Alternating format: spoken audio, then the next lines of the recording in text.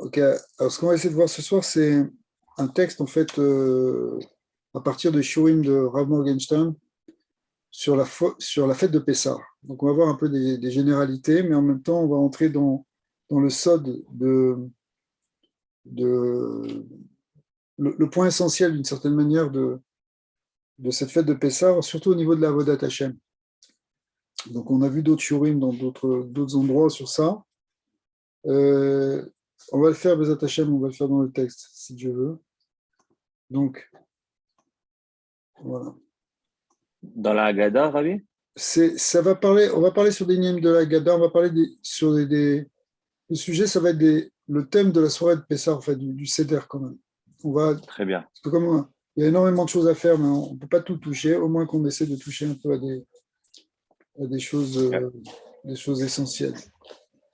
Alors, au début, il va prendre un langage un petit peu kabbalistique, mais on va l'expliquer, après ça va être plus simple. Chag Pessah, miyuchad et tikkun hanefesh, tikkun apé sfirat malchut. Il y a un principe c'est ce qu'on va voir, sur le lien que Pessah, ça répare le Nefesh, ça fait grandir le Nefesh, et ça répare aussi toute la parole, le P. Ine yadoua sotrag Pessah, shiu miyuchad et tikkun bechinat Nefesh. Parce que quand on dit Nefesh, il y a trois niveaux essentiels de tikkunim qu'on appelle Nefesh, Ruach, Neshama. Et d'après la Kabbalah, d'après ce que dit le Harizal et le Rashash, Nefesh correspond à Pessah, Ruach, c'est pendant Sfirat HaOmer, et Neshama, hein, c'est au moment de Shavuot. Alors bien sûr, Nefesh Ruach Neshama, on peut en parler dans plein d'autres endroits, il y a plein de kavanot dessus. Mais Beklalout, le Inyan de Pessah, c'est Nefesh. Et Nefesh, en général, c'est quelque chose qui est lié avec les mitzvot. C'est pour ça que le soir de Pessah, il y a beaucoup de mitzvot. Ruach, c'est plus le limoud, mais Nefesh, c'est les mitzvot, mais c'est aussi le dibour, c'est ce qu'on va voir. Donc le limoud, ça c'est plus Ruach, c'est l'étude, et Neshama, c'est plus la pnimut de l'étude, c'est la hitbonenut, c'est le iyun, quand on rentre en profondeur. Mais le ikar de ce que nous dit le Harizal, ce que nous dit le Rashash, c'est que Pessah, c'est Nefesh. Ou Kemo, chez Marir, Besfarim Akadoshim, Prit Keuna, pardon, Betorat Racham, Ve'od Sfarim Akadoshim, chez Pessah ou Tikkun Nefesh. Peprinat Tikkun Neim. Alors Neim, ça veut dire, c'est une expression qui veut dire les sphirotes inférieures. Parmi les 10 sphirotes, les dernières sphirotes, elles s'appellent Netzar, Od, Yesod, Malchut. Et le niveau, les dernières sphirotes, les sphirotes les plus basses, elles correspondent à Nefesh. Nefesh, c'est la base. Après, il y a Ruach, ça va correspondre à des sphirotes un peu plus élevées, comme Resek, Gvura, Tiferet. Et après, il y a Neshama qui correspond aux sphirotes de Chochma, Bina et Da'at. Donc, Neim, ce qui veut dire Netzar, Od, Yesod, Malchut, représente les sphirotes de base, la base sur laquelle on travaille. Et c'est effectivement pour ça qu'il dit, ça s'appelle aussi Lechem Oni. C'est quoi hein, Lechem Oni? Ça veut dire on est encore tout en bas, comme un pauvre. Chez un Nefesh, Ibrinat Anya Vedala. Notre Nefesh, elle est encore à la base. On voit bien quand les bénis Israël sont sortis de Mitzrayim, ils étaient très très bas, ils étaient encore comme des esclaves. En même temps, il y a eu une grande lumière qui s'est révélée, c'est le plus haut niveau qui se révèle dans ce plus bas degré, et c'est pour ça qu'il y a eu quelque chose d'extraordinaire, ça on l'a vu dans d'autres shurim, que bien que c'est des sphirotes qui sont les plus basses, mais c'est les plus hautes lumières qui peuvent se révéler à ce moment-là en même temps. Alors, en tout cas, quand on est au niveau de Pessah, on dit que le Nefesh, il est donc, on a juste la base. Donc c'est pour ça que ça s'appelle Onia Vedala, c'est-à-dire pauvre. Ou Kemerumas Gam Beshem Pessah. Et dans Pessah, alors il y a le fameux remez que donne le Harizal, qui est Pessah, qui veut dire la bouche, qui correspond à la sphira de Malchut. Pour ceux qui connaissent, comme c'est marqué dans le Tikkun Azor, que au Malchut, P, Torah chez Béal, P, Malchut, c'est la parole, comme de même que un roi, il dirige par sa parole, d'accord? Ce qu'il dit, c'est ça qui va être fait. Bien la Malchut, la sphira de Malchut, qui est la dernière sphira, la plus basse, eh bien, elle correspond à la bouche. Et Sar, ça veut dire qui parle. C'est la bouche qui se met à parler, effectivement. Misval et Saper Benissim Shel Yetziat Mitzrayim Kol Halayla, il y a un lien de parler de la sortie d'Égypte, des miracles, etc. Pourquoi? Parce que c'est la bouche qui s'ouvre Pessah. Alors bon, il y a des choses très très profondes qu'a dit le Harizal là-dessus, qui est qu'en fait, cette parole, quand elle commence à s'ouvrir, c'est elle qui va libérer. ולכן בליל פסח מכוונים כל הכוונות בפרטי פרטות שזהו דרר המלכות. Ça, c'est pour les gens qui connaissent un peu les kavanot. Dans les kavanot, quand on rentre dans les détails, ça correspond à Sfirat Malchut. Quand on est dans quelque chose qui est plus global, ça fait référence à des Sfirat plus élevées. Alors maintenant, on va voir quelque chose qui est extraordinaire, que les gens ne savent pas très bien. Parce que là, c'était bon. Donc, qu'est-ce qu'on retient de ce premier paragraphe? Ça veut dire que c'est un tikkun du nefesh, c'est un tikkun de la bouche. Il faut parler, il faut dire des paroles de Torah, il faut dire des paroles de miracles, qui racontent les miracles. D'ailleurs, c'est ce qu'on fait, puisque la soirée de Pessah est séparée en 4 parties qui correspondent aux 4 kosot. Et à chaque fois, c'est des paroles. Les premières paroles, c'est des paroles de Kiddush qui se finissent par la consommation du premier verre. Après, il y a le deuxième verre qui est très long, qui est les paroles du Maguid, où on raconte. Donc, dans le premier vers, ou dans la première type de parole, c'est un lien de témoignage. On témoigne qu'Akadosh Baruch Hu a créé le monde et que nous a sortis d'Égypte. Ça, c'est Kiddush. Après, la deuxième parole, c'est le récit de l'histoire qu'on a vécue. Et en faisant ça, en fait, on fait revivre la chose. Grâce à ça, on sort aussi d'Égypte. Troisième type de parole, c'est la bénédiction qu'on fait pendant Birkat Hamazon. Et donc là, on fera aussi le troisième kos. Et c'est quoi ce type de parole? C'est une louange où on remercie Hachem pour tous les bienfaits matériels qu'il nous donne. D'accord? Et puis, quatrième kos, ça correspond au Hallel, où on remercie Hachem pour toutes les louanges qu'il nous donne en réalité. Enfin, pour toutes les louanges du fait qu'il a créé le monde, que le monde existe, que l'univers, tout ce qu'il a fait, on le remercie aussi. C'est aussi une forme de louange. D'accord? Alors, on va voir maintenant que ce que dit un très grand chidouche du Harizal. Il dit comme ça, hein, Bien morenu, gam devar pele amouva bekitva Harizal. Mais c'est marqué aussi dans le Maharal de Prague. Sheikar de Leil Seder ou Arba Kosot. Veinyan Amatsa ou Beremiza. Alors ça, ça va vraiment dans le sens contraire de ce qu'on aurait attendu. Parce que si tu dis à quelqu'un, c'est quoi le Ikar du Sot Pessah? Il va te dire, c'est les matzot. C'est ça qu'on fait ce soir-là. Dans l'année, bon, on peut manger un peu de matzah, mais enfin là, c'est quoi? C'est la mitzvah. C'est la mitzvah de Horaïta. C'est la matzah. Et le Harizal te dit, c'est quoi le Ikar? Le Ikar, c'est l'herba kosot. L'herba kosot, c'est juste une coutume qui a été instaurée par les Chachamim. C'est une mitzvah de Rabbanan. C'est pas quelque chose d'un Deoraita comme la matzah. Alors comment le Harizal peut nous dire que le Ikar, c'est les verres de vin? C'est surprenant. Mais non, la mitzvah du soir, c'est matzah, c'est mitzvah de Horaïta. Le premier soir, on doit manger kazaït, etc. Velichaora, utamua, shalom matzah midoraïta, vekosot medaramana. Ve'echad miapirushim basé, ou alpi anal chez avodat leila pesa, itikun amalchut. Alors quand on a dit tout à l'heure que c'était soir de Pessah, c'est tikkun amalchut, eh bien, ça va avec ça, parce qu'on connaît alpi Kabbalah que quoi? Que chez binyan amalchut bechitzoniut naase al yede ima, ou bepnimiut al yede chorma. Ouais. Alors, pour expliquer ça, hein, al yede abba, ça veut dire chorma. Ça veut dire que le inyan, c'est que on ne va pas essayer de rentrer trop dans la complication pour ne pas trop embrouiller. C'est que le côté de la bina qu'on appelle ima, c'est ça qui vient faire grandir la malchoute. En d'autres termes, pour nous, on va essayer d'expliquer en termes de plus d'avodat Hashem. C'est que lorsqu'on... Si on dit que la malchoute, elle correspond à la parole, au dibour. Alors, ce dibour, qu'est-ce qui fait qu'il va se construire? En fait, quand tu parles, si tu veux que ta parole ne soit pas trop qu'elle ressemble à quelque chose, il faut que tu réfléchisses à ce que tu vas dire. Il faut que tu médites un petit peu, que tu penses à ce que tu vas dire.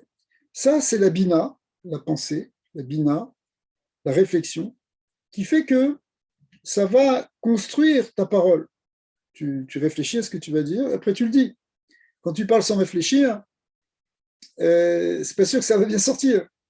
Mais ça, c'est Bechitsoniut. C'est-à-dire, c'est ce qu'on comprend habituellement. C'est facile. Tu veux dire quelque chose, tu vas faire un discours, réfléchis à ce que tu vas dire.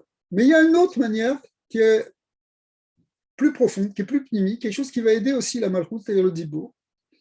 C'est le mot de Chokhmah. Chokhmah ou Abba, c'est un niveau plus profond, mais ça correspond à l'idée de bitoul, de t'annuler. Une fois, j'ai entendu d'un rave qui disait, en réalité, des fois tu parles, tu ne sais pas vraiment ce que tu vas dire, mais il y a une petite prière que tu peux faire avant de parler, c'est dire, écoute, Akadosh Baruch Hu, je te prête ma bouche. Toi, parle à ma place, parce que je ne sais pas ce que je vais dire. Et alors, ça peut apparaître amusant de dire ça, mais en réalité, c'est un niveau profond qui s'appelle le nian de bitoul. À l'extrême, c'est le Navi. Le Navi, il parle, mais en réalité, c'est Hachem qui parle à travers lui. Alors, nous, on n'est pas des Névim, mais malgré tout, on peut avoir cette attitude d'être battel pour Hachem, de s'annuler, de dire Hachem sifatai tiftar ufi agit teilatecha. Si c'est pas toi qui ouvre ma bouche, moi, je ne peux pas parler. C'est-à-dire, tu t'annules complètement. Et ça, Bepnimiut, ça construit plus le dibour. C'est pour ça que des fois, tu es en train de parler, et ça peut être même d'ailleurs le soir du Seder, et c'est pas simplement que tu lis le petit Dvar Torah que tu as bien préparé, structuré, ça c'est le côté de la Bina qui va structurer ton dibour. Mais ça peut être aussi que tu t'annules devant Hachem, tu dis Hachem, inspire-moi, fais en sorte que.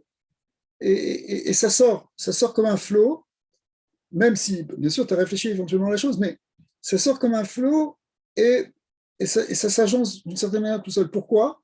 Parce que ici, Bepnimiut, c'est la Chokhmah, c'est-à-dire le bitoul. Chokhmah, c'est-à-dire le bitoul, on s'annule devant Dieu, c'est ça Chokhmah, d'après la Kabbalah et la Chassidut. Eh bien, le fait que tu t'annules devant Hachem, eh bien, ça fait que ta parole, elle va être plus profonde. Alors, ici, dans ce que nous dit le Harizal, c'est que extérieurement, c'est sûr que c'est le côté de la Bina qui va construire la parole. Et le soir de Pessah, ça doit être quand même structuré. D'ailleurs, on lit la Haggadah. On n'est pas en train de partir, de dire ce qu'on veut, n'importe quoi, l'inspiration du moment. C'est pas ça.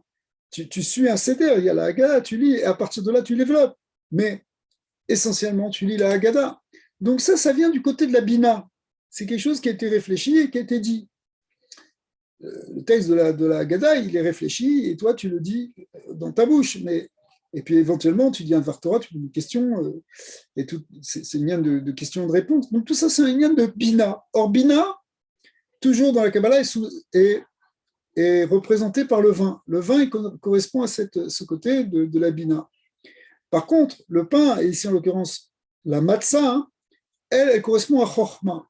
Et donc, le côté de Chokhmah, il est bérémisa parce que on le cache un petit peu. D'ailleurs, les matzot, on les dévoile, on les cache, etc. Mais il y a une yann que le côté de Abba, le côté de Chokhmah, il est plus discret. Et surtout, le soir de Pessah, ça doit être quelque chose quand même qui est relativement discret par rapport justement à toute cette parole qui vient par cette réflexion, cette méditation sur l'idée de sortie d'Égypte. Même si, évidemment, ça n'empêche pas que la matzah qui est d'Oraita, elle correspond à ce bitoul extraordinaire où finalement on s'annule complètement devant Elokut. Ouais. Mais pour arriver à s'annuler devant Elokut, ça passe aussi par tout ce travail de l'autre côté qui est l'union de Bina. Et donc, en fait, on a les deux, et le Harizal nous dit ce qui ressort le plus à l'extérieur, c'est le côté de la Bina, c'est le côté du Yaïn. Donc, les Arba Kosot, ils sont finalement le Ikar. Alors, on va voir Valken Pessar ou à Yom Tov, à Yachid, Shenaase, Ikar, Avoda, Bellei, Yom Tov. Alors, du coup, ça va expliquer d'autres choses, ce qu'on vient de dire. Parce que, c'est-à-dire, ce qu'on vient de dire, c'est ce côté-là de Bina, de Ima. Paradoxalement, il y a, enfin, pas paradoxalement, mais étrangement, le Ikar de la Avoda de Pessah se joue le soir du Seder, c'est la nuit du Seder. Or, on ne voit pas ça pour les autres fêtes. D'accord? C'est vrai que, bon, Sukkot, on mange dans la soukha le premier soir, etc., c'est aussi dans l'état. Mais malgré tout, hein, la soukha, c'est tout le temps. Et puis, il y a le loulav. En général, c'est quand même le ikar, c'est dans le jour. Ici, tout est dans la nuit. Même le hallel, on fait déjà le hallel complet le soir. Shelef, pourquoi? Hein? Parce que, d'après la Kabbalah, le Zohar, partout, le lien de Malchut correspond à la nuit. Or, si on dit que Pessah, c'est un tikkun de Malchut, donc, essentiellement, ça va se faire la nuit. Où est-ce qu'on sait? Ve'emunatcha baleilot, c'est le lien de Emouna. Emouna, c'est la nuit. Emouna, c'est Malchut. Ve'avodat de Pessah, les taken et alayla, ou les kashro les yom. C'est quoi le travail de l'avodat qu'on fait sur le Pessah? C'est que on émet taken la nuit, on émet taken la Emouna, on l'attache au jour. C'est-à-dire que, bien qu'on soit la nuit, mais cette nuit de Pessah, elle est lumineuse, elle brille comme le jour. C'est l'Eish Mourim, il y a quelque chose, il y a une grande or, c'est un guilouille de la Shrina. Et ça se fait pendant la nuit, mais en fait, ça brille comme le jour. Le Bechinat Alayla Azé. Quand on dit Alayla Azé, hein, le terme Zé, il est au masculin. Parce qu'on aurait pu dire Alayla Azot. Alayla, c'est un terme féminin. Qu'est-ce que ça veut dire Alayla Azé? Alayla Azé, qu'on dit dans le Manishtana. Bien, pourquoi on le dit au masculin? La Shon Zachar, Aïnou la for alayla malchut nukval bekinat Zachar. Parce que normalement, la nuit, c'est surat malchut, c'est-à-dire ce côté féminin. Mais maintenant, puisque, bien qu'on soit dans le côté féminin, qu'on soit dans le côté de la nuit, le travail, c'est de le ramener dans le côté Zachar. Ça veut dire quoi? À un niveau plus concret, ça veut dire que bien qu'on soit dans la nuit, que ce soit un Inyan de Emouna, soit un Inyan de Malchut, en réalité, on est là et on parle et on est dans une force extraordinaire qui est comme si on était en plein jour. C'est pour ça d'ailleurs, c'est la raison pour laquelle on n'a pas besoin, Minadine, de faire Kriyat Shema à la Mita, parce que Kriyat Shema à la Mita, c'est le Kriyat Shema du soir, normalement, c'est pour se protéger pendant la nuit. Mais là, il n'y a pas, ça s'appelle l'Elishmorim.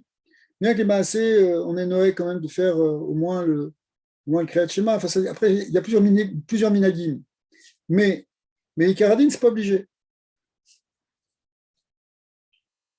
Ou balay lazé, oskim arbe be'avoda de kabbalat ol. Une des grandes choses à niveau spirituel, ce qu'on fait comme avoda, c'est qu'on prend sur soi le joug divin. Et c'est quoi qu'est-ce qu'on fait? On raconte les Yetziat Mitzrayim aux enfants, même parfois aux petits-enfants. Et a priori, ça a l'air qu'on rentre dans des choses un peu petites. Tu commences à parler à... Tu n'es pas en train de parler forcément de grands ignanim qui parlent des sodotes, là, puisque tu es obligé de parler aussi à des enfants qui ont parfois 4, 5 ans, 6 ans, peu importe. Donc, dans tous les cas, hein, tu es obligé de descendre ton esprit quand tu parles à des petits à leur niveau. Et ça représente se mettre dans ce niveau petit. C'est ça rejoint ce qu'on a dit tout à l'heure sur le côté du nefesh, la base. Et en réalité, c'est ce qu'on appelle dans la Voda le lien de Kabbalat Ol, parce que la base de la Voda Hashem, c'est d'abord de dire, OK, Akadosh Baruch Hu, je te reconnais, même si j'ai encore rien compris, mais je te suis. Ça s'appelle Kabbalat Ol. On prend sur soi le joug divin, c'est-à-dire, on est là, on est encore tout en bas, en quelque sorte, on est dans une forme de katnout, mais on enclenche avec Hachem. Et ça, c'est le lien de Kabbalat Ol. Ça correspond toujours au tikkun de la Malchut, Liot, Muna, Bebechnat, Ibour. Ça correspond, ce que le Arizal appelle le Ibour, c'est-à-dire on est comme un peu des bébés. C'est-à-dire des katnout, on est mamage tout petit. On descend dans quelque chose de tout petit. Et d'ailleurs, bon, c'est connu aussi ce que dit le Harizal, etc. Et ce qui est ramené aussi dans le Balatania explique ça, c'est que quand le soir de Pessar, le Korban Pessar, il était aussi Rocho al-Korchav, ça veut dire il était aussi complètement recroquevillé. Ça représente, c'est la même image que le bébé dans le ventre de la mère. Et même le fait qu'on mange et qu'on boive, béassébar, c'est-à-dire en se penchant, ça représente aussi ce côté un peu comme du fœtus qui est dans le ventre de sa maman, pour représenter l'idée qu'on est au début, qu'on est des petits, mais le fait qu'on se fasse petit devant Hachem, qu'on prenne Kabbalat Ol, en réalité, c'est d'une certaine manière ça le Kéli qui permet de révéler cette grande lumière. Parce que des fois, pour comprendre quelque chose de très grand, on peut se dire, il faut que je réfléchisse beaucoup, que j'analyse, que j'ai atteint une grande maturité spirituelle, intellectuelle. C'est vrai, les grands chachamim comme ça. Mais il y a aussi une autre manière, et c'est la manière qui est donnée à tous, à Pessah, y compris aux enfants, c'est de se dire, on est complètement pachout, on est complètement rien du tout devant Hachem, comme une matzah. On est battel totalement. Et quand on est battel totalement, en réalité, plus tu te fais petit et plus tu laisses la place à Hachem, donc plus tu laisses la place à la révélation de sa lumière. Et du coup, tu as une perception qui est beaucoup plus grande. C'est pour ça que le soir de Pessah, c'est vrai qu'on est comme des bébés, c'est sûr que c'est les sphirotes inférieures, Nefesh, tout ce qu'on vient de dire. Mais en réalité, c'est le plus grand or qui se révèle. Donc la Avoda, c'est une Avoda de Kabbalat Ol. Les Tikkun HaMalchut Liot Muna Bebiklat Ibur, donc on est comme des bébés. Ve'afal piken meir al yedeze bedvekut agdola beyater. Mais malgré tout, il y a une grande lumière, on peut être dans une grande vécoute. Comme c'est marqué dans la Gemara que la Gemara dans Brachot qui dit, dans Brachot ou dans Nida, qui dit que qu'est-ce qui fait le Ubar Bemaye Imo, le fœtus dans le ventre de sa maman, il est Satoum Vechatum Mekoufal, et il est complètement recroquevillé, il est comme replié sur lui-même, c'est vrai qu'il a la tête dans les pieds, mais il y a une lumière qui brille au-dessus de sa tête, et à partir de ce nerf d'Alou, qui a comme une lampe au-dessus de sa tête, il peut contempler d'un bout à l'autre de l'univers. C'est-à-dire que le bébé, il n'a pas encore développé ses neurones, il n'a pas encore développé son cerveau et ni sa parole, il a encore rien du tout. Mais malgré tout, il a une perception de la lumière divine qu'on a vraiment du mal à retrouver après. Donc ça veut dire que dans l'état de toute petitesse, là on est tout petit, eh bien on peut aussi percevoir quelque chose d'extrêmement grand. Et ça c'est une des cavanotes spéciales et principales en quelque sorte du soir de Pessah. Soir de Pessah, on est des petits bébés, mais ces petits bébés, ils assistent aux plus grandes révélations.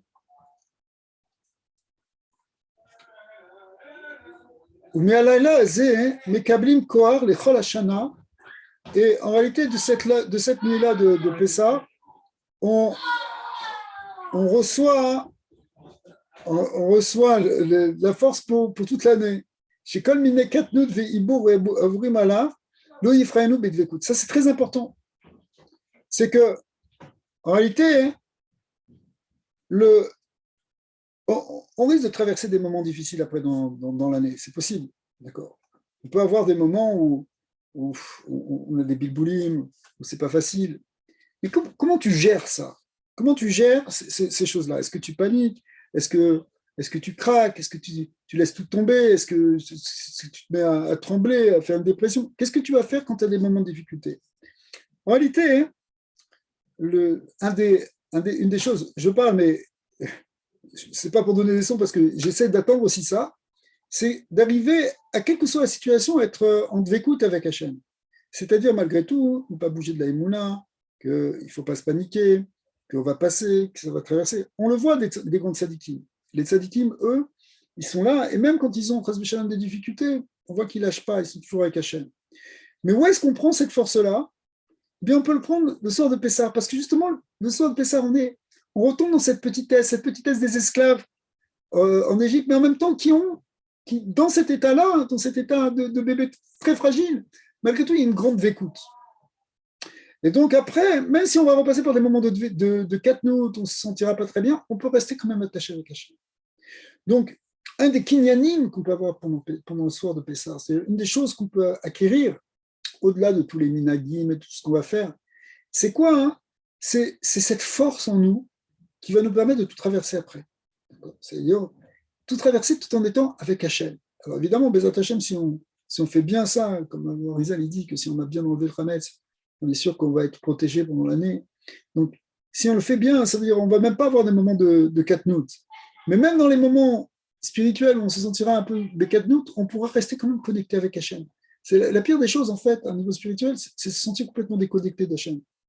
Mais si on reste connecté, même si on est dans un moment où on se dit « je ne comprends rien, je ne sais pas ce qui m'arrive », malgré tout, on a cette connexion avec Hachem, eh bien, en quelque sorte, on est en train de réaliser ce qu'Hachem il attend de nous à ce moment-là.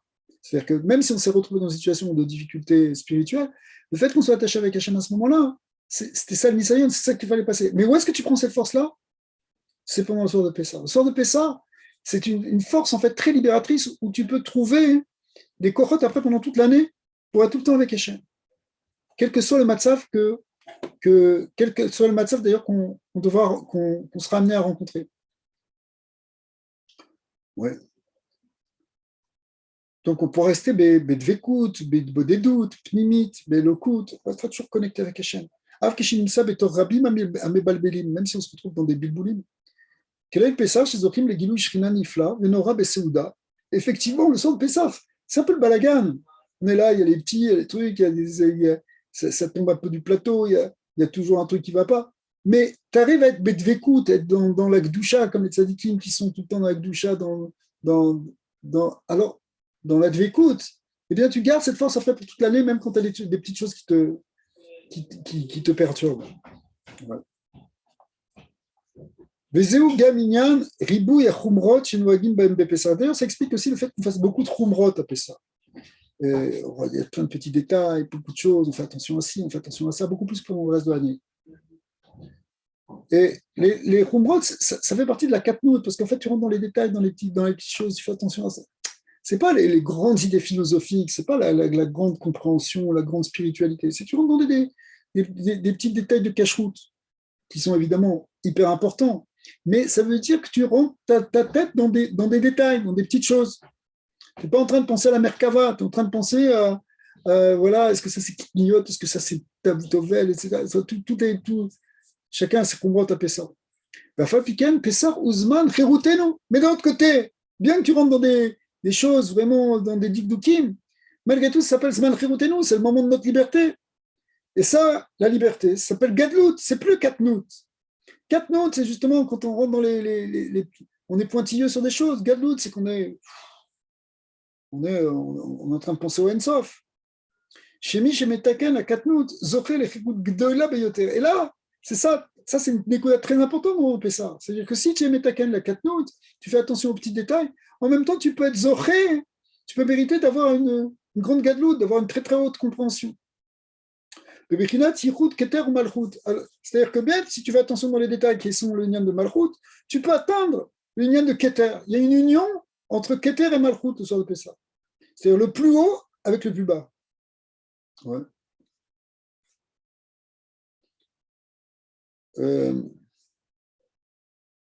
Il ramène entre parenthèses ici un nian de Rabbi Nachman quand il est allé en Eretz Israël. Eh bien, il a atteint des niveaux de mochin extraordinaires, de perception, de compréhension, d'élévation spirituelle comme il n'avait pas eu jusque-là, puisqu'il était en Eretz Israël, il y avait un niveau beaucoup plus élevé. Mais en même temps, ça a été précédé par des maasé katnout. Il faisait comme un petit bébé. C'était pour tromper le Satan, etc. Mais justement, il est rentré dans des trucs, on avait l'impression que c'était un petit adolescent qui jouait. Alors, c'était pas ça. Mais il s'est rentré volontairement dans une katnout pour pas justement que le Yetzirah l'attaque. Et en même temps, dans cette katnout-là, il a atteint la perception de la plus grande gadlout. C'est ça ce qu'on va appeler ça. On rentre dans des unions de katnout et on parle avec des petits, on parle sur des petites choses, etc. Et les grenouilles. Et en fait, waouh, il y a une grande élévation. Alors maintenant, on va voir un yann très intéressant du rabbi. Le rabbi Lubavitch, qui ramène dans l'écouté Sichot, c'est une sikha assez connue dans le Chelak Yud Aleph. Il dit la chose suivante. Il dit, c'est connu que les Arba Kosot aiment Arba Badim, aiment Kenegad Arba Badim. Il y a une connexion, c'est d'ailleurs le Harizal qui l'avait expliqué, entre les 4 Kosot et les 4 fils, les fameux 4 fils qu'on lit, Arba Banim, Echad Chacham, Echad Rasha, Echad Tam, Echad Shanun et Ishol. Et le Rabbi, il dit, puisque le Harizal a dit qu'il y avait une connexion et qu'il a dit qu'il correspondait, alors il a essayé de réfléchir et de dire, enfin le Rabbi nous a demandé, il nous a dit, à quoi ça correspond finalement? On met avec le fils chez Yotse Dava, Pélé, chez Ikara Agada, Ademeret à la Kos Sheni, puisque, bon, le premier Kos, c'est juste Kiddush. Le troisième Kos, c'est Barer, c'est quoi? C'est Birket Amazon, le quatrième, c'est Hallel, mais le gros de la soirée, c'est Magid. Or, Magid, c'est le deuxième Kos. Le deuxième Kos, c'est Magid, n'est-ce pas? Et donc, ça correspond à quoi? Au deuxième fils. C'est qui? C'est le Ben Aracha. Le premier, Kadesh, ok, c'est le Chacham. On connaît le lien de Chorma, c'est Kadesh, Kadesh Likol Bechor, etc. Mais maintenant, Magid, ça correspond à Ben Aracha. Qu'est-ce que ça veut dire? Ouais. Et il dit, alors, on va voir, il va résumer ce que veut dire le rabbi là-bas. וכן מדגל בדברי חז"ל, בהגדה שיש לענות לבן הרשע בעבור זה, עשה השם לי בצאתי ממצרים, לי ולא לו, אילו היה שם, לא היה ניגע. Donc, a priori, c'est pas très sympa ce qu'on lui dit au rachat, parce que dans la kita du rachat, dans le petit paragraphe du rachat, le rachat, on lui dit, regarde, toi, tu es en train de dire, il s'est exclu des autres, et alors on lui dit, regarde, c'est marqué, puisque lui il dit, bah, vodat azot lachem, etc., c'est quoi votre avoda? Et donc, il s'exclut. Alors, quand il s'exclut, on lui dit, regarde, toi, si tu avais été là-bas, tu n'aurais pas été sorti d'Égypte. Pourquoi? Parce que c'est marqué, Vourze asa Hachem li betzetim Mitzrayim. Il m'a fait à moi au moment de sortir d'Égypte. Li velolo, à moi et pas à toi, puisque toi tu ne rentres pas dans le groupe. Alors toi aussi tu ne serais pas sorti. Tu ne veux pas être avec nous là maintenant. Alors, tu n'aurais pas été là au moment des Tziat Mitzrayim. Ilo Hachem, lo Nigan. A priori, c'est très bizarre. Le rabbi pose la question, il dit, mais je comprends pas.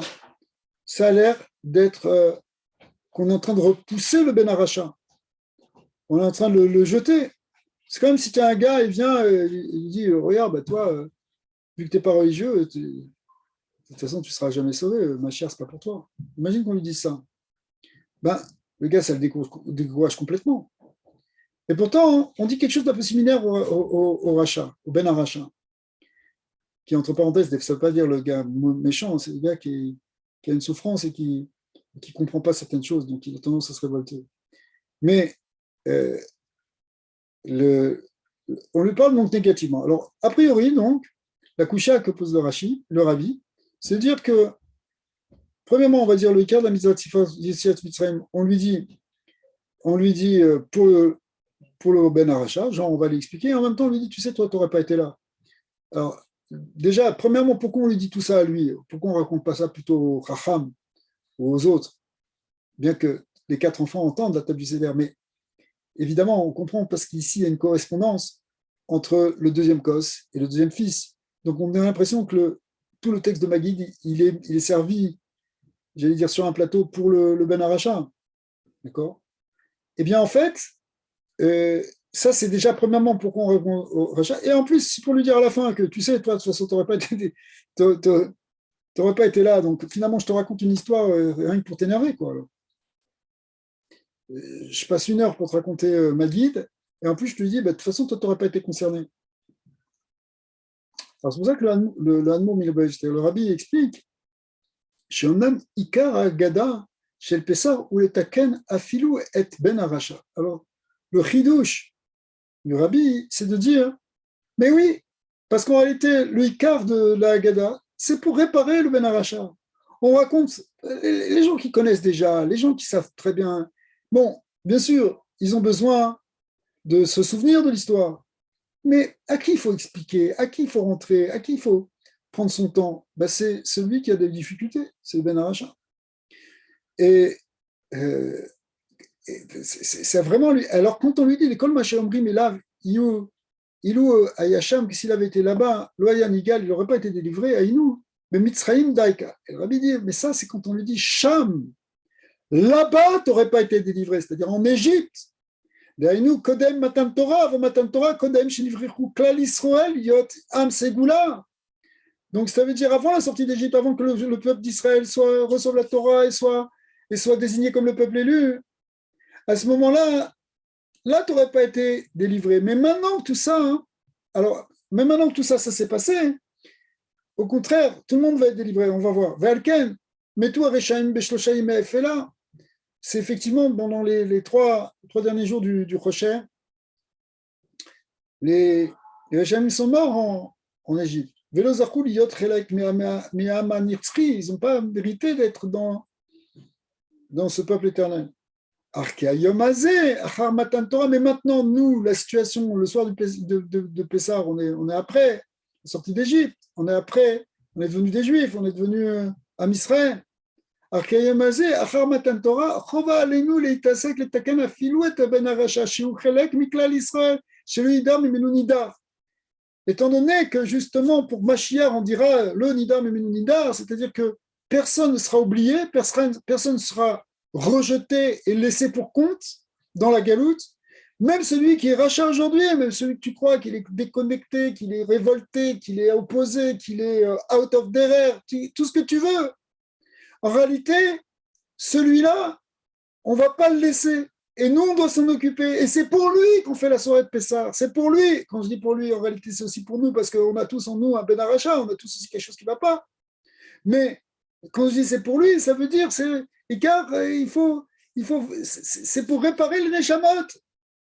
C'est pour nous réparer, c'est pour réparer tous ceux qui se sont éloignés, tous ceux qui se sont égarés.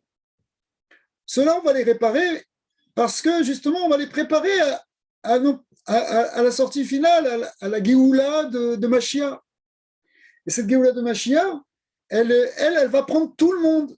Elle ne va pas laisser, comme en Égypte, 4/5 ou qui sont restés dans le Rocher.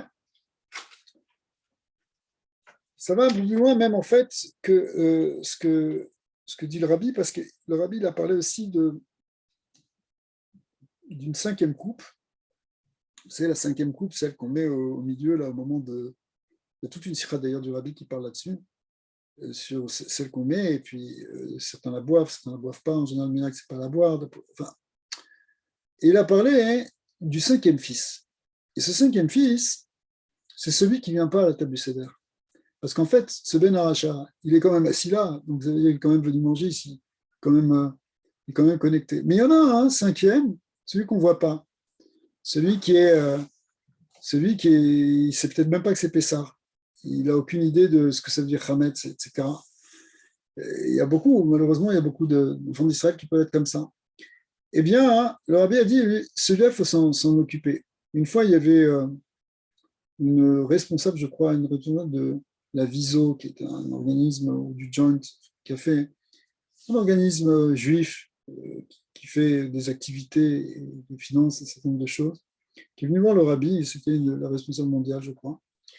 Et elle a dit, Rabbi, en souvenir de tous ceux qui ne sont pas là parce qu'ils sont morts dans la Shoah, on parle d'une histoire dans les années 50, puisqu'ils sont morts dans la Shoah, je propose que cette année, on rajoute à chaque table du Seder une chaise vide pour marquer l'absence de ceux qui ne sont pas là. Alors Rabbi a dit, je comprends votre idée, mais je ne veux pas les choses comme ça. Et je ne peux pas être d'accord avec ça. Je pense qu'il ne faut pas que cette chaise elle soit vide. Il faut qu'elle soit pleine. C'est-à-dire qu'il faut aller chercher un juif qui ne sait même pas que c'est Pessah, un juif qui n'a pas où passer le Seder. Il faut l'amener. Il faut amener ce 5e fils. Celui qui... Et ça va tout à fait avec les campagnes de diffusion de la Torah et en particulier de distribuer des matzot que le Rabbi a lancé à cette époque-là, puisqu'il a demandé que chaque juif puisse manger de la matzah le soir de Pessah. Et pas n'importe quelle matzah, de la matzah qui soit de la matzah yad, de la matzah shmura, de la matzah avec les hidourim, pour que tout le monde puisse en manger. Pas simplement se contenter de manger des matzot basiques, carrés, etc., machine. Il a demandé que ce soit vraiment les matzot de l'Eid Pessah, parce que quand quelqu'un mange ça le touche profondément au niveau de son nefesh. Et donc il y a une idée que c'est pas simplement le Ben Aracha, il y a le Ben qui ne sait même pas que c'est Pessah. Celui-là, il faut l'amener. Il faut qu'il vienne sur la table de Pessah, il faut aller le chercher. Donc ça, c'est aussi une idée très importante, évidemment, et très concrète que le Rabbi a demandé. Il ne faut pas simplement se dire, bon, de toute façon, dès qu'on commence en fait le Seder, on dit etc., que toute personne qui est dans le besoin, qu'elle vienne et qu'elle fasse Pessah, tout celui qui a faim, qui vient de manger, etc. Donc ça veut dire, le principe déjà de Pessah, c'est qu'on invite. Alors il faut inviter tous ceux qu'on peut, si Dieu veut, les attachés. On trouve cette force de diffuser, c'est tellement, tellement important quand on ramène aux yeux d'Akadosh Baruch Hu, quand on ramène quelqu'un qui. Tu fais un tellement grand chesed à quelqu'un quand tu lui fais ça que la plus grande tzedaka, c'est parce que la niyut, la pauvreté physique, c'est très, très grave, mais la pauvreté spirituelle aussi, c'est-à-dire l'ignorance de cette richesse de la Torah et du judaïsme, c'est une grande pauvreté. Et quand tu redonnes à quelqu'un sa richesse, en fait, puisque ça lui appartient déjà la Torah, eh bien, il l'a déjà eu en rachat, en héritage. Eh bien, si tu lui redonnes ça, tu lui fais la plus grande tzedaka que tu peux s'imaginer. Et ça, c'est un achat énorme pour Hachem. Qu'on puisse aller dans ce sens-là. En tout cas, il y a cette idée ici de s'occuper de ce qu'on appelle le Ben Aracha, pour revenir au texte. Veuillez voir Beyoter Alpi Anal, Shadraba Ikar Tikun Delel Pesa, ou les Taken Makom Akatnout. Et effectivement, ça correspond à ce qu'on a dit tout à l'heure, qu'il faut réparer le côté Katnout, le côté petit, le côté faible qui est en nous. Bebichilan Ben Aracha, ce qui correspond au Ben Aracha. Ou les galettes Shaham, Gilou Yelokut Amouflag, et c'est là-bas qu'il faut dévoiler Hachem. Il faut dévoiler Hachem dans les niveaux les plus bas et à ceux qui sont le plus éloignés. Sheikar Agada Omri Malkos Sheni, et donc c'est pour ça qu'on fait la Agada sur le deuxième kos, chez Keneged Ben Arashana. Le mot Ben, quand on dit Ben qui veut dire fils, dans la Kabbalah aussi il y a une autre interprétation. Ben, ça veut dire 52 en Gematria. Ça correspond à un des shemot du Shem Yud-Kevavke quand on écrit du Shem Yud-Kevavke avec des he, des hein. Ça fait Yud-Kevavke écrit en in, Gematria 52, Ben. Et donc il y a un remède quand on dit Ben à Ben Achacham, Ben Achacham, Ben Rasha, Ben. Ok. C'est quoi hein? C'est aussi le mot Ben, ce Shem-là qui correspond à la sphère de Malchut. Et donc on retrouve cette idée de Malchut, de Emouna. Belalze, anu meirim, mechazikim. Et donc, en fait, le but de Pessah, le soir de Pessah, c'est de renforcer très fort la Emouna. La Emouna, comment on le fait? Avec les mitzvot qu'on fait.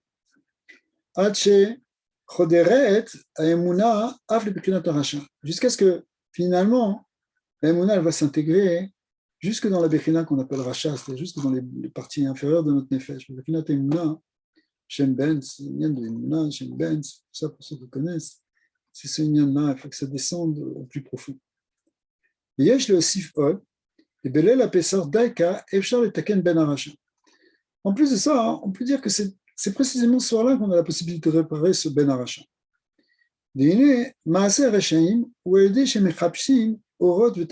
Parce qu'en réalité, qu'est-ce qu'il cherche le rachat? Il cherche à kiffer, il cherche le plaisir, il cherche ce qu'on appelle un niveau spirituel, les orotes, même s'il n'a pas conscience que c'est quelque chose qui vient de la lumière spirituelle, mais au fond, sa neshama aspire à recevoir des lumières. Vetovsim orot, lelo akelim shenatun Torah kedusha. Eux, ils veulent récupérer les lumières, mais sans prendre les kelim. C'est quoi les kelim? Les kelim pour recevoir la lumière, c'est en fait les mitzvot, c'est la halachot. Quand on fait Torah mitzvot, on crée des kelim pour recevoir la lumière divine.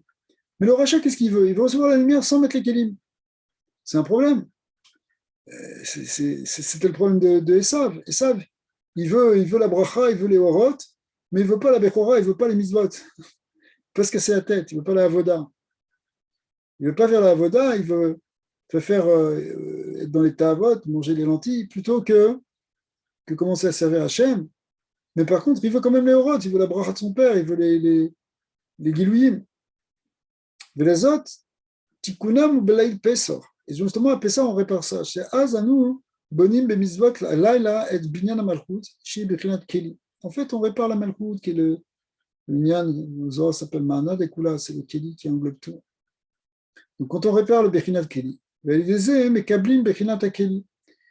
Et à ce moment-là, on récupère la notion de Keli. Et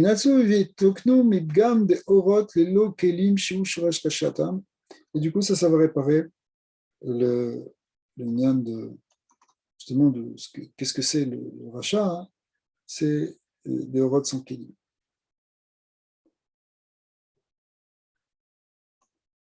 Ok, ça va, ça se comprend? Ça se comprend. Mais Rabbi, une question. Oui. C'est grâce à quoi? Est-ce qu'on peut poser des questions même si c'est en train bien de sûr, répondre, bien ou sûr. vous voulez finir le chiot? Vas-y. Mais en fait, c'est quoi qui constitue les kélim? C'est la Haggadah en soi qui constitue les kélim pour reprendre le rachat? Parce que c'est quoi les mitzvot qu'on fait le soir de Pessah On pour fait créer plein, ces kélim? ben, on fait plein de mitzvot. On fait les mitzvot des Kosot, on fait la mitzvah du Maror, on fait la mitzvah des Matzot, on fait même le Karpas, le, même le Charoset, même tous les Minagim, tout ça, ce sont des kélim.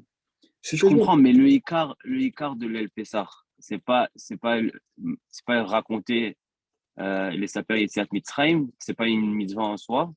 ouais, c'est une mitzvah de Igata le Bincha, une mitzvah de Horaïta. Mais cependant, il n'y a pas que cette mitzvah-là. Il y a aussi toutes les mitzvot de qu'on vient de dire, c'est-à-dire les matzot, les kosot, etc.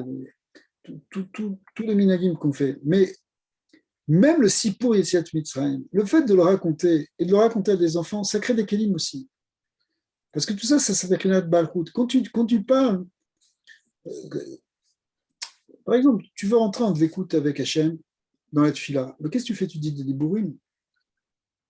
C'est les paroles que tu dis dans la tefila. Des paroles, ou des fois, c'est simplement dans la pensée, c'est des pensées. Mais ça aussi, c'est des kélim. Si quelqu'un il veut rentrer en contact avec Hachem, avec la lumière d'Hachem, il a besoin de kélim. Donc tu dis, je sais pas, tu vas lire, tu vas lire des télim, tu crées des kélim pour recevoir l'ordre. Donc le sipour des Yetziat Mitzrayim, c'est aussi des kélim. C'est des kélim au niveau de la bouche qui font que on va pouvoir révéler cette lumière dans ce soir-là. Si tu parles pas ou si tu fais rien, où est-ce qu'il est Pessah? Donc, cette façon de raconter la sortie d'Égypte, ça crée le Kéli pour le rachat aussi Oui, de se reprendre et de. absolument. Ça veut dire que Voilà, exactement, même tu as s'il raison, pose t'as raison, t'as raison de dire ça. mais- Effectivement, ça va permettre, justement, c'est ce qu'on est en train de dire, c'est-à-dire que ça fait le tikkun du Ben Aracha, parce qu'effectivement, on lui donne des kélim. On lui donne des c'est ça. kélim. Donc, même s'il pose des questions qu'on pourrait dire, je dirais pas agressantes, mais qu'on pourrait dire, comment dire, un peu comme de la picorsoute, de Ouais, renier. exact. Mais en fait, c'est quand même, il est quand même en train de construire des kélim parce qu'il est en train de s'intéresser à l'histoire qui est une mitzvah en soi, Voilà, non? c'est ça. C'est ça. Mais après, au-delà de sa question, c'est à toi de développer. C'est-à-dire, c'est à nous de le raconter. Et c'est dans tout ce récit que tu répares les kélim, en fait, qui vont lui permettre de connecter avec Hachem. Ça veut dire que tu lui crées son récipient en lui répondant Voilà, exact. pour pouvoir monter et se connecter. Ouais, C'est incroyable. c'est bien dit comme ça. Et surtout, de lui répondre comme ce que le rabbi il a dit, de dire que le sham, en fait, c'est pas toi personnellement, que si tu étais là-bas, tu aurais, tu aurais été basé Mhm. et tu serais mort parce que tu l'aurais pas fait.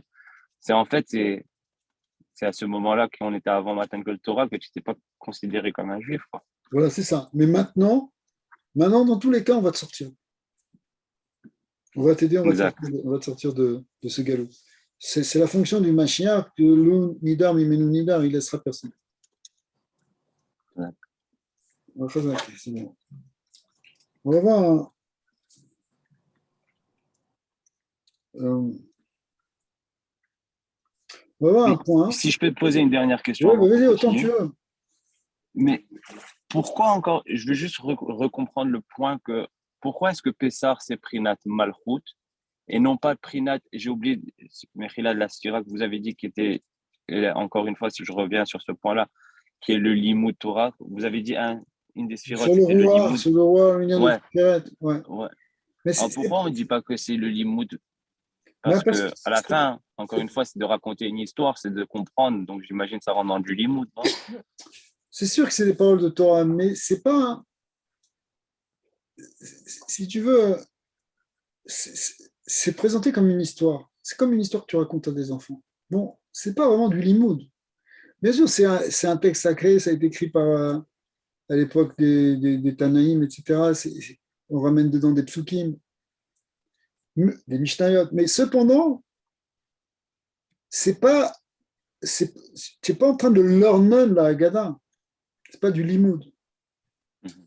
C'est pas ça le Icar. Le Icar, c'est Alors pourquoi Malchut, Mechila? parce que la malchoute, c'est la parole, c'est le récit. C'est quand tu édictes quelque chose, quand tu dis quelque chose. Alors, quand tu racontes une histoire, tout ce qui sort de la bouche, c'est Bekinat Malchut, ça c'est sûr. Mais maintenant, c'est très spécifique au tikkun de la Malchut parce qu'on crée des kelim avec le dibo, qui sont histoires. Ici, on fait de raconter les histoires, de parler, à part les brachot aussi qu'on fait, de parler pour réparer la Malchut. L'idée d'étude, par exemple, le roi, ce sera plus dans Sfirat HaOmer. Sfirat HaOmer, c'est un moment où il faut se renforcer dans l'étude. C'est marqué dans presque tous les Sfarim que la meilleure manière de se préparer à un matin de Torah, c'est de l'ornan. Et donc, pendant Sfirat HaOmer, c'est un moment où on va renforcer l'étude. Ouais. Et après ça, on va arriver, donc ça correspondra au Rouar. Le Rouar, c'est de l'hymne. Après, on arrivera à Shavuot, qui est une lien de Neshama, qui est une lien de pnimiut de cette étude, c'est-à-dire de compréhension en profondeur. C'est ça, c'est le bilou de la Torah du Barot, qui est, où Hachem dévoile sa vraie volonté. Donc c'est une lien déjà de Neshama. Neshama qui voulant dire la profondeur qu'il y a dans l'étude. C'est comme quand tu étudies, tu vois, par exemple, tu étudies une chose, tu étudies une Masechet ou un Perek, tu l'étudies, puis après tu y réfléchis. Et tu commences à comprendre d'autres choses, à faire des connexions. Mais ouais, c'est ça en réalité. Tu commences à toucher la Nekuda de cette mitzvah une fois que tu l'as étudié de tous ses angles, tu vois. Ça, c'est une liane de pnimiut, ça correspond à Neshama. C'est déjà au niveau de Neshama. Alors que le roi, c'est au niveau, bon, bah, tu l'as. Tu fais de la gersa. La gersa, la bekiyut, c'est le knat roi. Le iyun, c'est le knat Neshama déjà. Mais Nefesh, c'est pas encore vraiment du limoud. On n'est pas en train de learner, on n'est pas, c'est pas une chakla vetaria, on réfléchit, on discute, etc. On raconte. Premier niveau. En même temps, c'est dans ce premier niveau que tu répares le Nefesh, tu répares justement la base de notre Yahadut, la base de notre spiritualité. Ouais. On va faire encore un petit paragraphe. Si vous avez du temps. Simchat Belel Pessa. Ça, c'est peut-être un peu moins connu, mais c'est marqué dans la Risa aussi. Les Beyom Tov Mistalkin Alevushim de Abba, Veima Venasim Levush Leima, Veine Shitat Ashagatarie ou des Belel Pessa, Enbo Chiyuv Simcha, Mevi Reya et Shitato, Mia Deita Bemaseret Psari. Alors, ouais, comme pour ne pas rentrer trop dans les concepts kabbalistiques, on va essayer de traduire directement. À Pessa, en réalité, il y a une révélation de ce qu'on appelle les Levushim de Ima, qui veulent dire les Inyan de Simcha. C'est pour ça, ça rejoint ce qu'on a dit tout à l'heure, que les Arba Kosot, qui sont faits, qui sont remplis de vin, eh bien, ils sont le Ikar, d'après leur Rizal. Pourquoi? Parce que ça correspond à cette même idée. Or, on sait très bien que le vin, c'est une Inyan de Yain Mesamer, Levav Enosh, que le vin, c'est quelque chose qui amène à Simcha. Et au contraire, c'est le symbole de la Simcha, c'est le symbole justement du côté de Bina, de Ima. Alors même s'il y a certains qui disent que non, il n'y a pas de mitzvah de Simcha pendant l'Eid Pessah, malgré tout, d'après le Harizal, c'est ça qui est carré. Eh bien, donc il y a ce inyan-là de l'Eid Pessah d'être dans une grande Simcha. Vous voyez, un tout petit peu plus loin. On va expliquer le lien de la Seba, parce que ça va me rappeler un peu ce qu'on a vu.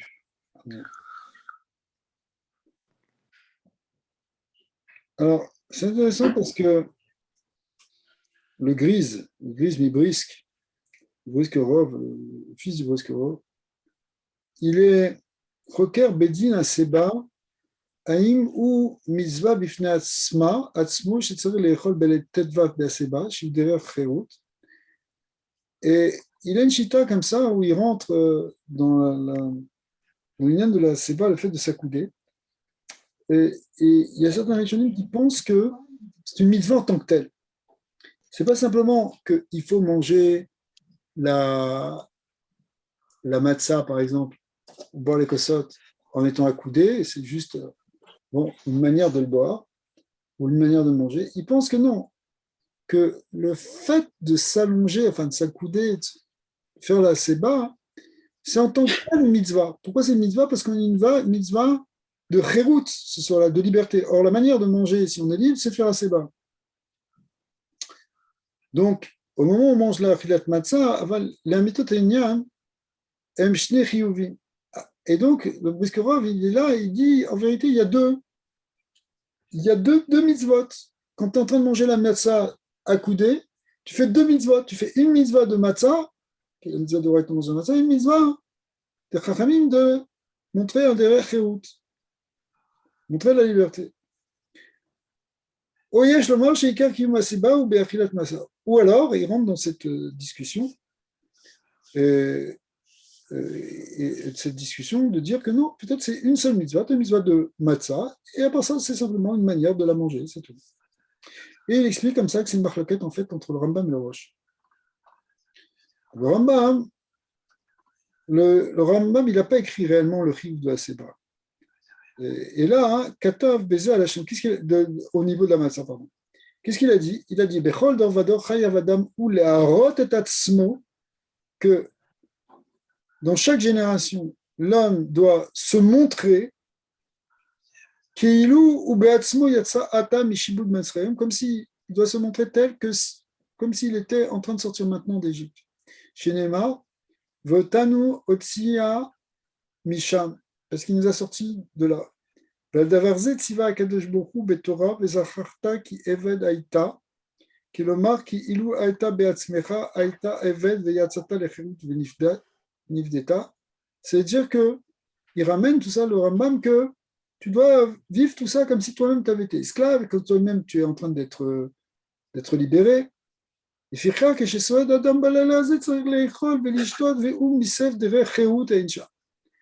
dit, il conclut cette phrase, Maïmonide, en disant que donc au moment où tu manges et tu bois, tu dois manger de manière accoudée pour montrer que effectivement tu es libre. Donc il te dit, ça a l'air d'être dans le Rambam que c'est une mitzvah en tant que telle. Une mitzvah de montrer la rot et tatzmo, de se montrer comme libre. Et comment tu te montres? En mangeant Béaseba. Donc c'est une mitzvah bifna atzma.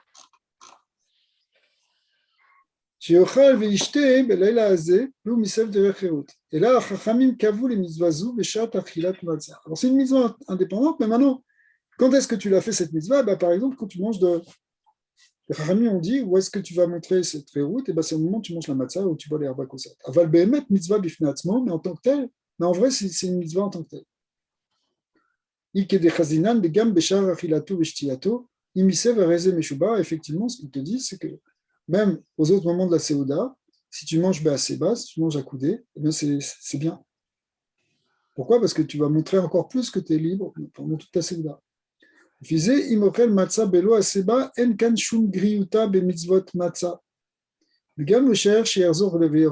ça fait une nafkamina au niveau de la fin. Parce que ça veut dire que si tu as oublié de faire la Séba, manger la matzah sans faire la Séba, tu n'es pas obligé de remanger. Ok, tu n'as pas fait la Séba, mais la mitzvah de matzah, tu l'as faite. Parce que la mitzvah de matzah, elle ne demande pas la Séba. C'est deux choses différentes. Ça, c'est la Shita du Rambam. Shita du Rosh, Katav, les Ba'achal matzah, les lo Séba, lo yatsa. Il dit au contraire. Si tu manges, tu as oublié de faire la Séba pendant la Chilat matzah, tu dois recommencer. Il faut, retape un kazaït, et Séba. Mais Kevan des Zvirele, des din Seba ou Beikar Kiyum Amizva, des matzah, parce qu'en fait, ils pensent que c'est quoi ce din de faire un Seba? C'est juste un din dans la Achilat Matzah. V'ochiarken mid'amar Rabbi Yoshua ben Levi Hashamash She'achal Kazait Keshiu Besiv Ein l'omissive l'eau.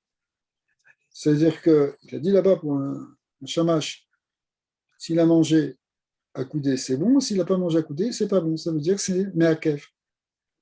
C'est que si on ne sait pas accouder, ça ne fonctionne pas. Donc il faut recommencer. Aval et da'at Rambam, qui shainu misev beshat achilat matzah, ariu enu yotse mitzvot nifredet shel haseba. Mais pour le Rambam, c'est pas grave parce que c'est deux mitzvot différents. Aval mitzvot achilat matzah, t'es pas yotse de haseba, mais en tout cas, tu es yotse de la mitzvot matzah, qui est le cheta. Alors, c'est quoi la halakha au niveau du Shulchan Aruch? Parce qu'il n'a que shne azdadim de chumra. On prend les deux côtés et la chumra des deux côtés. Aïnou. Et be'achal matzah lelo haseba yarzor ve'yochal. Comme qui? Comme le roche.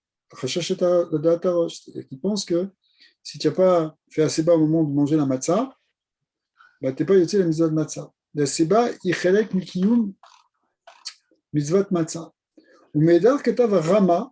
Mais d'un autre côté, le Rama il dit qu'il faut manger toute la Seuda Be'aseba. Ça fait nous, n'est-ce pas? Vezeu Kedata Rambam. Parce que le Rambam, il pense que la mitzvah de Aseba, c'est pas simplement dans la matzah, c'est tout le temps. C'est une mitzvah bifnatzma. Il pense que c'est une mitzvah bifnatzma. Minagenu ki Rama le'asef bechol aseuda av she'enze noach kolkar. Et donc notre minag, c'est de faire comme le Rama, de manger mais c'est pas tout le repas, même si c'est pas tout à fait facile. Ouais, mais Rav, Oui, Mechila, ouais, si on dit comme le Rama qui va comme d'après le Rambam, ouais, d'a priori comment il parle, non? ouais. Donc c'est pas Meakev comme le Bah, comme le Roche, c'est ça? c'est ça, mais, non, mais d'un autre côté, on tient aussi la Khumra du Roche, c'est-à-dire que on tient des deux côtés, la Khumra du Rambam et la Ouais, Khumra mais du le Roche. Rambam, mais de ce que je comprends du Rambam, c'est qu'il dit que Et c'est pas obligé. si j'ai pas besoin de m'accouder pendant la matzah, ben Kalva Chomer, que le reste, si je me suis pas accoudé, Ouais, j'ai quand même fait la mitzvah, disons, de Shulchan Horaire et tout ça, non? mais ça c'est Bediaval. Les Khatrila, ils te demandent de t'accouder. D'après le Rambam, puisque c'est une mitzvah de s'accouder et que c'est Beikar, cette mitzvah, il va falloir faire au moment où tu manges la matzah ou où tu bois le vin, mais en réalité, tu peux la faire tout le temps. Alors, c'est pour ça que le Rama, il vient, il dit, oui, on va faire comme le Rambam, et on va faire bien, on va essayer de le faire tout le temps. C'est Ok. pas quand le Rambam, il t'a dit ça, c'est pas pour te dire, bon, finalement, tu n'as pas besoin de faire assez bas. Donc, c'est pas une caloute, genre, il était pas Mekel quand il a donné ce Exact, din, le Rambam. exact. Ok, je comprends. Donc finalement, dans la maskana, c'est qu'on va prendre la khumra des deux côtés.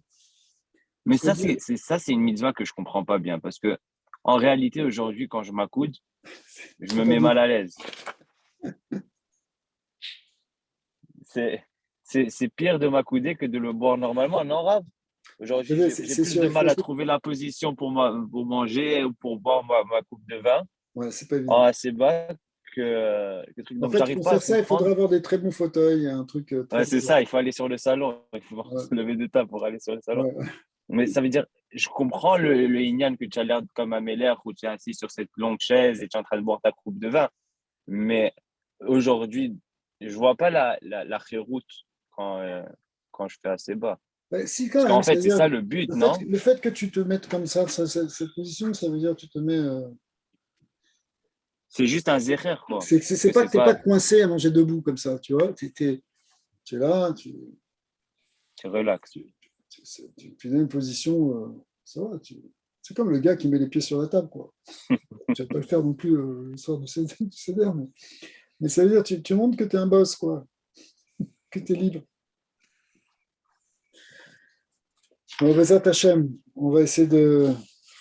On va faire encore d'autres shurim, hein, Bezat Hashem. En ce moment, on fait des shurim tous les soirs. Alors, ce soir, c'est un peu particulier parce que jeudi soir, il y a toujours d'autres choses, mais on va continuer, Bezat Hashem.